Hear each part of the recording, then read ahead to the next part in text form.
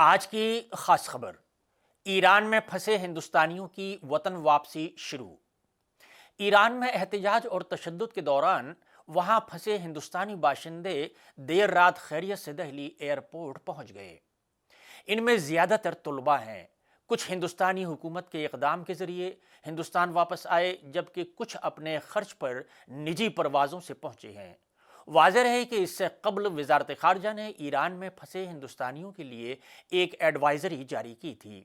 حکومت نے ہندوستانی شہریوں پر زور دیا تھا کہ وہ اپنے پاسپورٹ، ویزا اور دیگر اہم دستاویزات اپنے ساتھ ہر وقت تیار رکھیں۔ ہندوستان سے سفارت خانے نے عوام کے لیے ہیلپ لائن نمبر اور ای میل ایڈریس بھی جاری کیے تھے۔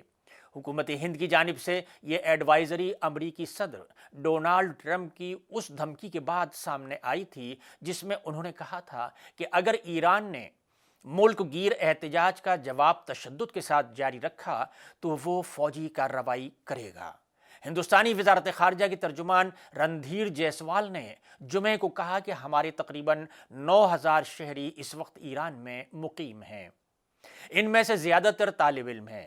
وہاں کے حالیہ تبدیلیوں کی روشنی میں ہم نے ہندوستانی شہریوں کو مشورہ دیا ہے کہ وہ دستیاب ذرائع کا استعمال کرتے ہوئے فوری طور پر ایران چھوڑ دیں۔ واضح رہے کہ ایران میں 28 دسمبر کو شروع ہونے والے تشدد کو مختلف عوامل کی وجہ سے ہوا ملی ہے۔ ان مظاہروں کو اب تک کے سب سے بڑے مظاہروں میں شمار کیا جا رہا ہے۔ ایرانی کرنسی ریال تاریخ کی کم ترین سطح پر پہنچ گئی ہے۔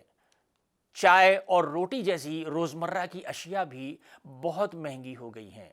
تہران کے مرکزی بازار میں تاجروں نے اپنی دکانیں بند کر کے احتجاج شروع کر دیا، جو تیزی سے پورے ملک میں پھیل گیا۔ ضروریات کو پورا کرنے کے لیے جدوجہد کر رہے ہیں۔